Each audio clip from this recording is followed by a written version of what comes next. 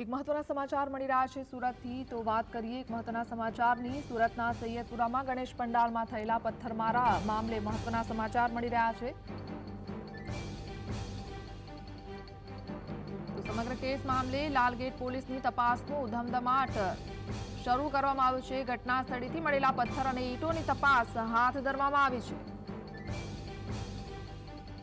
તો ત્યાં સુધીમાં પોલીસે કુલ 27 લોકોની ધરપકડ કરી છે।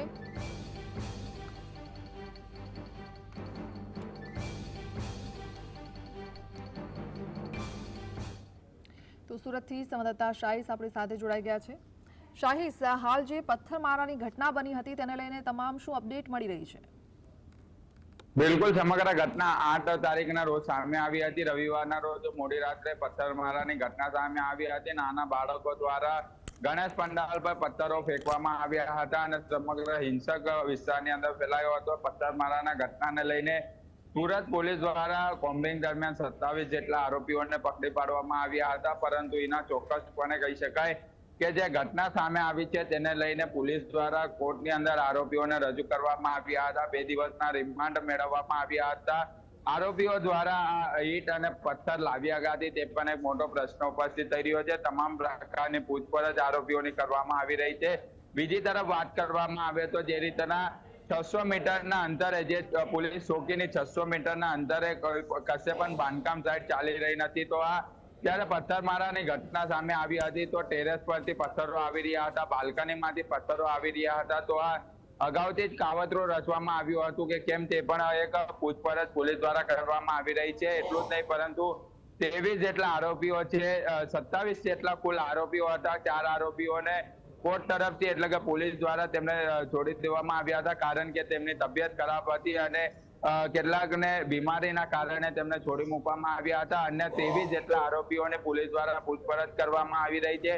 12 જેટલા આરોપીઓ હતા તેમની ઊંડાણપૂર્વક પૂછપરછ કરવામાં આવી રહી છે।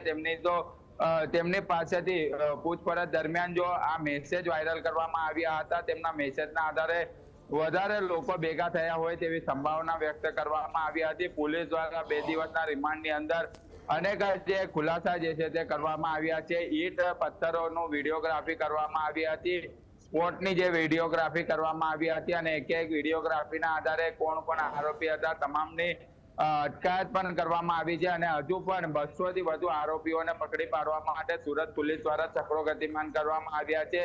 જે ઈંટ ક્યાંથી આવી હતી, પથ્થરો ક્યાંથી આવ્યા હતા, 600 મીટરના અંતરે કોઈ બાંધકામ આવ્યું નથી, તો આ પહેલાથી જ કાવતરું રચવામાં આવ્યું હતું કે કેમ તમામ પ્રશ્નોને લઈને લાલગેટ પોલીસ દ્વારા તપાસ શરૂ કરવામાં આવી છે અને આ સમગ્ર મામલાને લઈને અનેક હજુ આરોપીઓ સંડોવાયેલ છે કે કેમ તેની પણ અત્યારે શોધખોળ કરવામાં આવી રહી છે। હાલની ત્યાં પરિસ્થિતિની વાત કરવામાં આવે તો અત્યારે સંપૂર્ણપણે શાંતિનો માહોલ છે અને ડ્રોન દ્વારા અલગ અલગ વિસ્તારની અંદર ચેકિંગ હાથ ધરવામાં આવી રહ્યું છે। સુરત પોલીસની અલગ અલગ ટીમો બનાવવામાં આવી છે।